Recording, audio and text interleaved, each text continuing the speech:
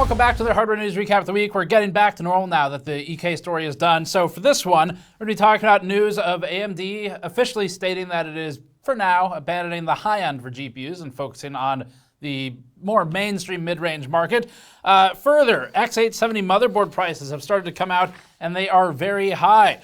The PIRG, in another story, is pressing the FTC to require more transparency and some more controls over device longevity when it comes to connected or smart devices, citing a number of major examples where consumers have purchased things that have then suddenly had new subscription fees pop up without anyone being told of it beforehand, among other challenges. And other stories, this one was a couple of weeks ago, but we were in the middle of that EK stuff. So Anandtech shutting down, we'll talk about that briefly. Rumors of RDNA 4 and some more. There's a lot of stuff to talk about. It's been a couple weeks. Before that, this video is brought to you by Squarespace, and visiting squarespace.com/gamersnexus will give you 10% off your first purchase with them. We've built a number of our own websites with Squarespace, where we list catastrophic PC hardware failures to inform subscribers of those failures. We also built our store website with Squarespace using its built-in e-commerce tools, and of course, we built a website for our CEO, Snowflake, because she demanded our audience know who really runs the show.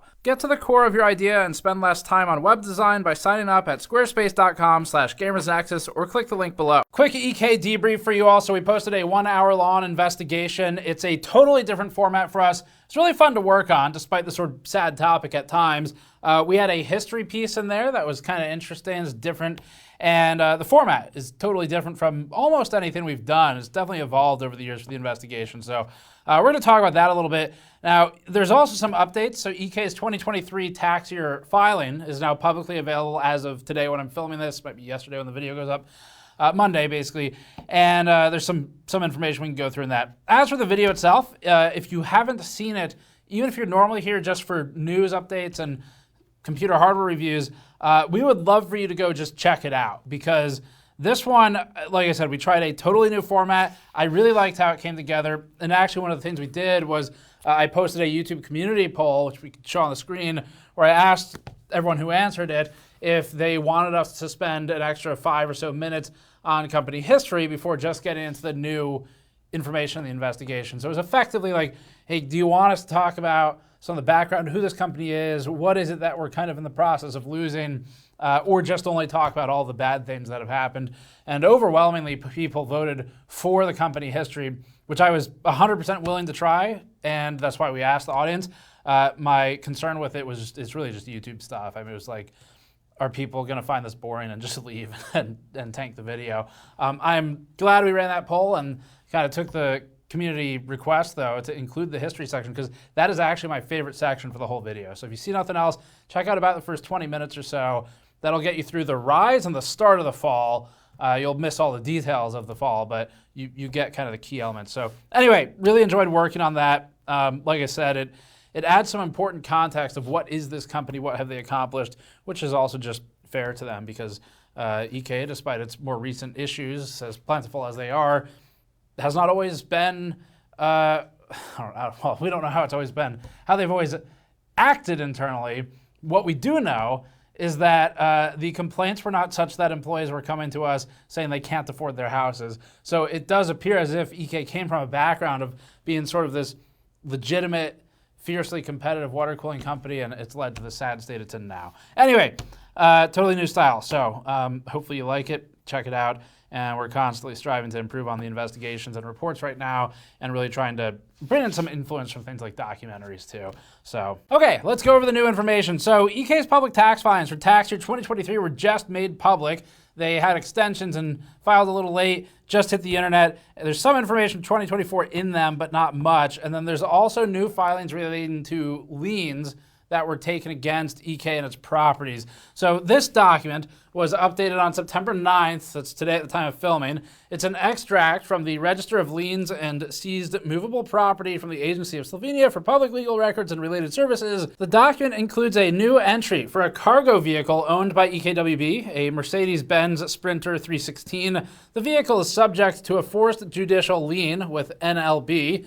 The claim is for €6,160, and the vehicle is subject to seizure if the claim remains unmet and unpaid. Our understanding is that EK has failed to meet its obligations to pay the creditor, where if this persists, it may trigger a repossession of the work vehicle. This document is the official public tax filing for EKWB. It went live this morning. It's a 53-page document. It notes, among other things, these key items. A reduction in what translates to net revenue from sales for 2023, falling from 37.7 million euros to 34.7 million euros. A substantial trade payables increase from 338,000 euros reported in 2022 to 7.191 million euros in 2023. These indicate delayed or owed payments to suppliers, as we understand it. Reported net profit for the period has declined 81% from 414,566 euros reported in 2022 to just over 78,000 euros reported for 2023. This is after previously falling from 3.9 million euros of profit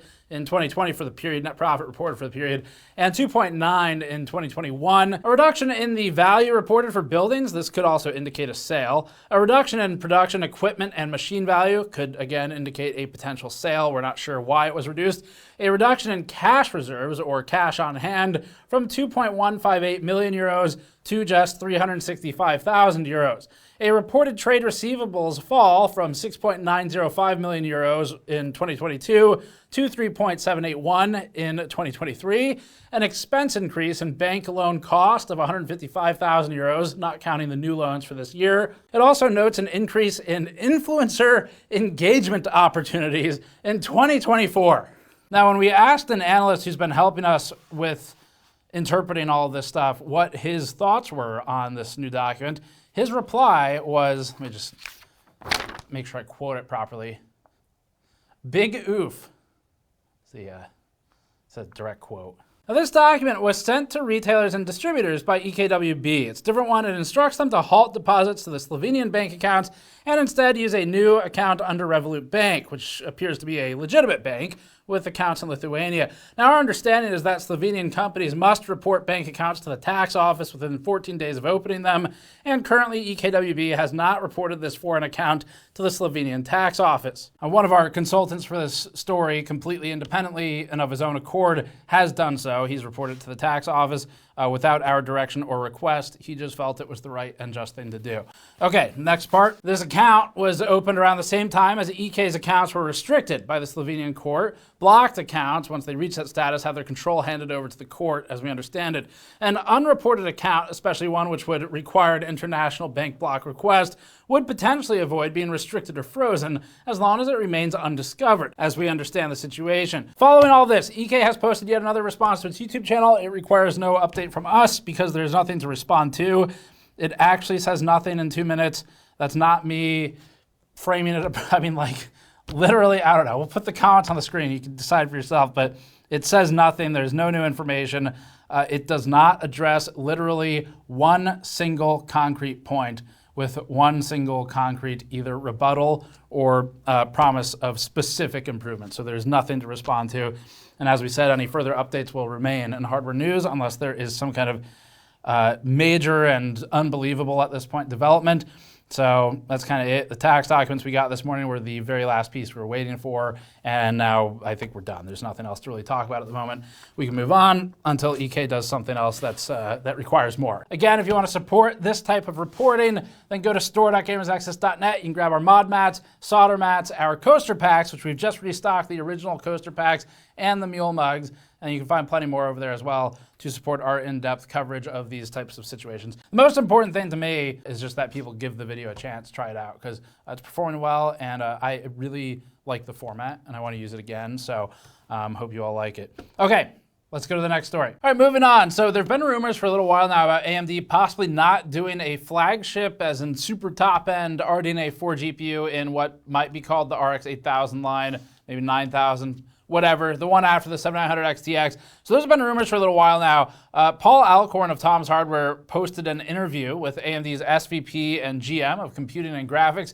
And in short, AMD confirmed to Tom's Hardware that its intent currently is to pursue more GPU market share rather than going for a potentially smaller market at a higher end, focusing its resources and efforts lower down the stack. Now, theoretically, AMD wants this to help bolster the development support of AMD hardware, because if they can increase market share, then you might be able to convince more developers to actively build for and optimize for your hardware. The thought process is sound in the sense that if NVIDIA has the overwhelming majority of market share, and if a development studio has limited resources, they're going to focus all those resources on NVIDIA unless there's a really strong, compelling reason to split that support, and more market share would be a pretty strong one. We're just going to quote part of 2 answers here from the Tom's interview. We'd encourage you to check out the rest of the interview at Tom's Hardware. I don't want to go through the whole thing here. It's their coverage. Go check it out on their website. But when Alcorn asked AMD's SVP of flagship GPUs, this was part of the answer that we thought was key. Quote, so my number 1 priority right now is to build scale, to get us to 40 to 50% of the market faster. Do I want to go after 10% of the TAM, or total addressable market, or 80%? I'm an 80% kind of guy because I don't want AMD to be the company that only people who can afford Porsches and Ferraris can buy. We want to build gaming systems for millions of users. Yes, we will have great products. Sorry, there's another one. Great products. It's like great cubed or something. That's a lot of greats. It's really wanted to make sure I got it accurate there. Don't want to leave out any greats and misrepresent it. So great times 3 products, but we tried that strategy. It hasn't really grown. In a later answer, AMD also stated, quote, because without scale right now, I can't get the developers. If I tell developers I'm just going for 10% of the market share, they just say, Jack, I wish you well, but we have to go with NVIDIA. So I have to show them a plan that says, hey, we can get to 40% with this strategy. Then they say, I'm with you now, I'll optimize on AMD. Once we get that, we can go after the top. So there's more in there too. You can go check out their website for the full thing on tomshardware.com. The rest of the discussion is about things like data center, enterprise. They go through some of the strategy on that. It's a little bit different. There's some more nuance to these answers as well, but great work by Paul Alcorn to get some actual answers and not just fluff from AMD on a topic that they, up until now, haven't really officially talked about. So as for the consumer GPU strategy, we talked a little bit about that. This is one that AMD has employed before. AMD has fought for the high end over the years on and off, but back in the day, its RX 480 and 580 series was the last time it was really getting some major distribution, and that was in a more affordable price class. A Vega 56 was also pretty competitive when it was cheap, but unfortunately the HBM was so expensive in that era that it was only ever comparatively cheap when AMD was already kind of in trouble on the pricing. Or at least that's kind of how I felt about it at the time, where we would occasionally see Vega 56 just plummet in price, go on sale. And it made a lot of sense for raster. Well, I guess it was only raster, wasn't it? It's been a while. It made a lot of sense though when the price dropped, but you kind of looked at those prices, and the feeling I got was there's no way they're making any real amount of money on this. So anyway, the old 270X is another card that fought pretty well in its price range. As for the downsides, we have a whole discussion with Steve from Hardware Unboxed from June in this very category, where the discussion topic was centered around whether AMD needed a flagship from the perspective of marketing. This is commonly referred to as a halo product, or basically something to convince people that AMD is technologically fit and capable. Generally speaking, we felt like at the time when we were talking about it, if AMD had the resources, then Halo marketing is a worthwhile venture. The problem is if it doesn't. And it seems like if it has to pool resources and really just make one solid product, in our opinions at GN, it would be focusing on that mid-range or entry level and just making some killer cards, because that area has been kind of, it feels like abandoned as a consumer over the years, where just getting into decent gaming class cards is so expensive. So that might be a good place to really put up a fight. Now, it seems like AMD's biggest challenge might be the fact that there is now a third player in the market, which is Intel Arc. Intel Arc still has lots of problems. That's AMD's biggest advantage right now over them. However, with Intel also focusing on that sort of, let's say, 300 plus or minus category for cards, AMD is going to be embattled with them almost more so in some ways than NVIDIA. And for NVIDIA, that's a great thing, because you've got the two smaller of the two by market share fighting over scraps, hurting only each other momentarily, while NVIDIA, if AMD abandons this flagship market, like they're saying, will be completely uncontested and have total domination of the super high end for consumer GPUs. Consumer specifically here. So in the Tom's Hardware piece, they talk about enterprise. Sounds like they're not really walking away from that. But so that's not great for price control for NVIDIA's high end. You can certainly not expect their cards to get any cheaper at the flagship level. All right, next one. Hardware leaker Momo_US posted a list of supposed prices for some Asus motherboards and also some other ones as well. The X870 chipset class for AM5 sockets. The prices included boards ranging from 315 euros to 700 euros. Seems like the sub $200 market might be finally dying for these sort of top-end chipsets. And the sub $300 market looks like it's drying up for this generation as well. If we see a large absence of these chipsets in the $250 to $300 range, that would mark a notable but continual price increase generationally. In another leak, Momo posted some Amazon France prices for Gigabyte X870 boards. These are listed at 323 euros to 345 euros. As a reminder, the main chipset differences this time have to do with USB 4. AMD's published chipset specs list these key differences. Compared to X670, X870 Non-E has 36 usable PCIe lanes in total and up to 24 as PCIe 5.0, with X670 Non-E at 44 and 8 for those metrics. Otherwise, the big one is the required USB 4 presence on X870 and X870E. And this table from AMD is excellent. If you're ever confused about the chipset differences, they do a pretty good job at keeping it clear here. In some positive consumer advocacy news, Consumer Reports and PIRG, which we've worked with in the past, recently actually, posted a letter to the FTC.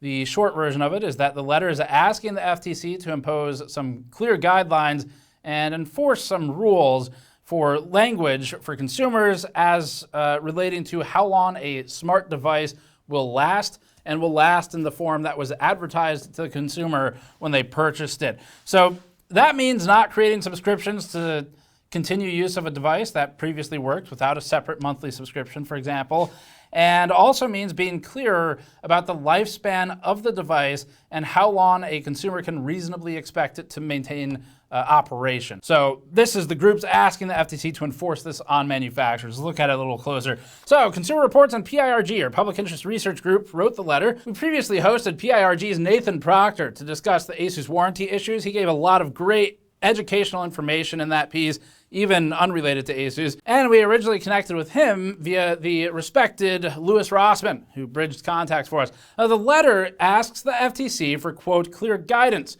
relating to unfair and deceptive trade practices. The letter writes, quote, Consumer Reports and US PIRG write to ask the FTC to create clear guidance to address issues of software tethering, which leads to several consumer harms, including locking features behind a subscription after the purchase of a device, and companies selling connected devices only to render them non-functional later using software. Both switching features to a subscription and bricking a connected device purchased by a consumer in many cases are unfair and deceptive practices. They continue later saying, quote, further measures will help alleviate the worst outcomes of software tethering, that is, making functions of a device reliant on embedded software that ties the device back to the manufacturer's servers. The software server connection tethers the device to the manufacturer, giving the manufacturer post-purchase control of the software and changing the nature of ownership. The letter goes on to list a number of great examples of some of these behaviors. So one of them was, I'm not familiar with this device, but I guess a SNU connected bassinet called, which was $1,700.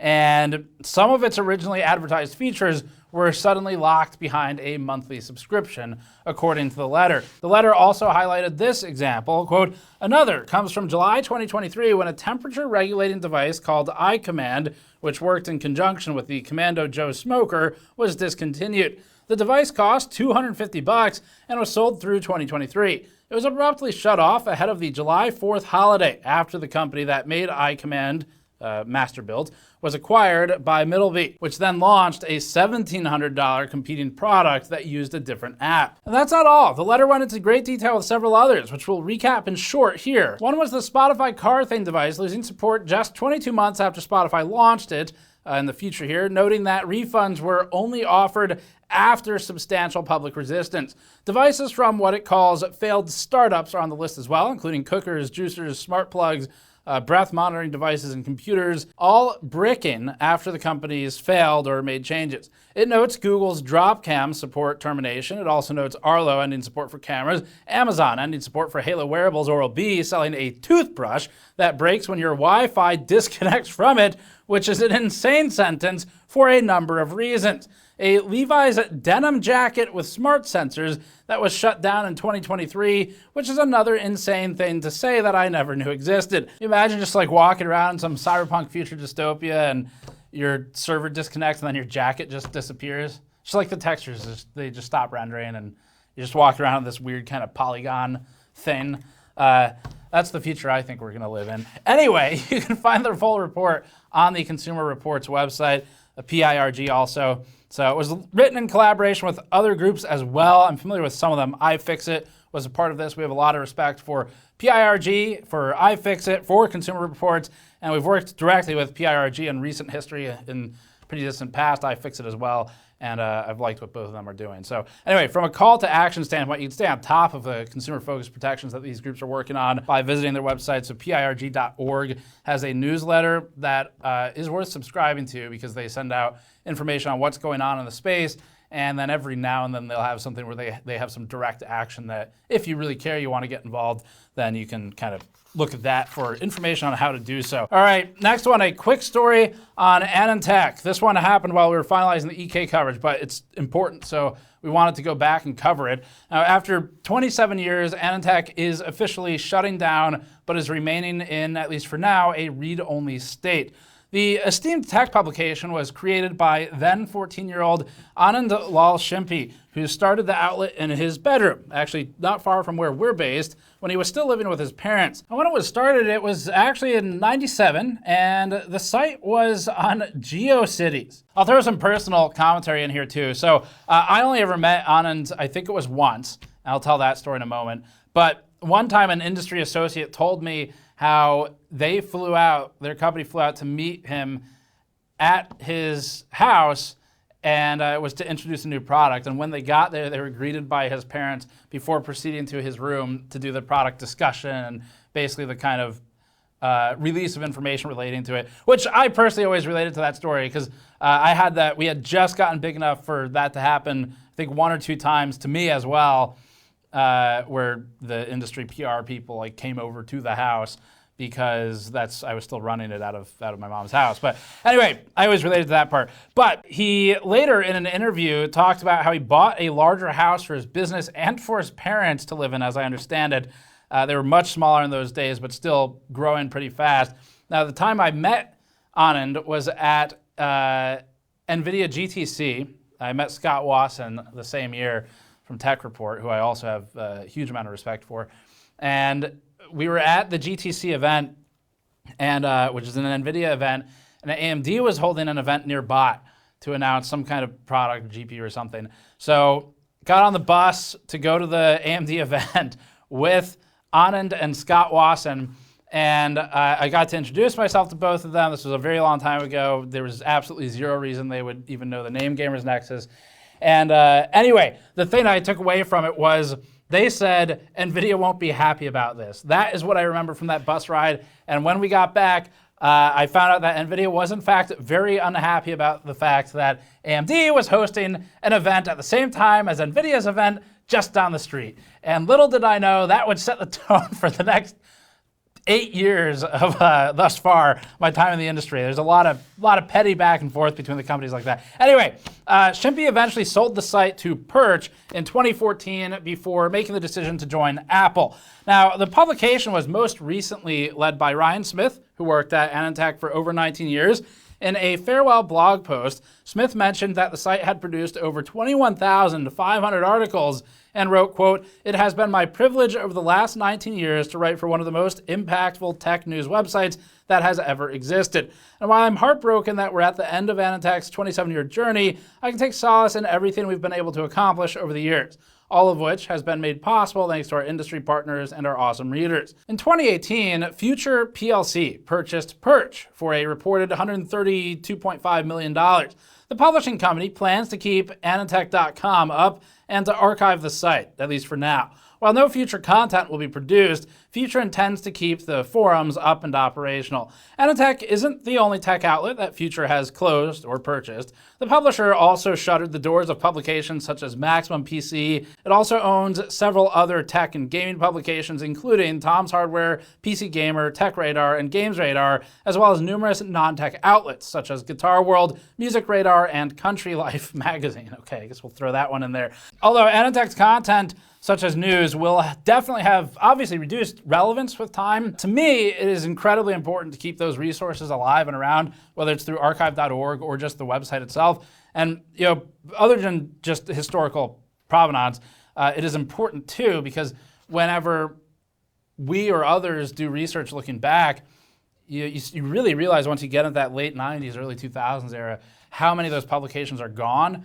And for that reason, it's just like the history has been wiped from the face of the earth. And it gets really difficult to kind of dig up accurate things you can cross-reference through multiple publications because they're all gone. So really important to keep that around. As long as it's available in the archive state, it'll not only preserve the news articles for historical context if they can keep it archived for a basically permanent period of time, but also it would preserve still useful and still educational architectural deep dives from people like Anand Shimpi, Ian Cuttress, and Ryan Smith.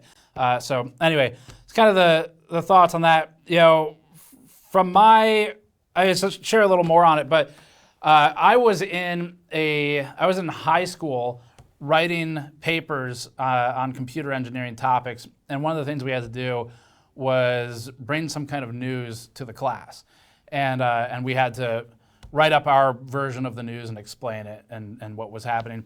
And the sites I would check regularly for that would be Tech Report and Anandtech. And I mean, Tech Report kind of seems like it's basically done. Anandtech is done at this point. So very sad to see. It was the generation of people who do what we do just before us. And there wasn't that much of a time window where I started around 2008, but in PC hardware, a little, 2010 or something, 9, something like that. And they were in it about a decade before us for some of these guys. So sad to see. Glad that it's at least archived, but I'm a little concerned it'll disappear. So I don't know, for anyone who's like a data hoarder, maybe start pulling some of that stuff just in case, although archive should have a lot of it. All right, next one, 96-core Zen 5 Threadripper CPU surfaces. This is a very brief rumor. Twitter leaker, Olrak29_, that's spicy, putting the underscore at the end of the name. Don't see that a lot. Spotted what appears to be an upcoming Threadripper CPU on a shipping manifest dated back to July 3rd. Following this thread, the chip looks like it carries the codename Shimada Peak, along with 96 cores. This is the same amount of cores that AMD's 7995WX Threadripper CPU has. If it's legitimate, it would make sense for Shimada Peak to use AMD's new Zen 5 architecture. The shipping manifest also says it's a WS part, and that's it for the leak. Let's move on. The past 2 weeks presented a few rumors surrounding AMD's upcoming 8000 series GPUs. These are reportedly based on RDNA 4. Name of the product might change. I don't know. I can't follow. I don't know AMD's naming decisions these days. But first up is the rumor that the cards are expected to incorporate 20 gigabit per second GDDR6 memory modules. This is in contrast to the NVIDIA GDDR7 choices that we know to be planned on at least some of the 50 series cards. Back in April, hardware leaker Kepler L2 suggested that all RDNA 4 GPUs may be limited to, quote, only 18 gigabits per second. We've got another one of the emoji quotes there. And then later, or more recently, tweeted that the cards may get faster memory because the leaker has since said this, quote, 256 space 20, 256 space 18, 192 space 19, and then another one of these. So putting our detective hats on for a brief second here, the first number in the left-hand column seemingly suggests the card's bus width. The right hand would suggest maybe gigabits per second for the memory. And then the insinuation here is that there may be at least 3 different cards that we know about right now. When asked by another user if the leaker had heard anything about cache size, Kepler responded 64, 64, 48. So Kepler, a leaker of very few words, right? Actually, in this case, 0 words. It's just numbers. It's a very efficient way to communicate.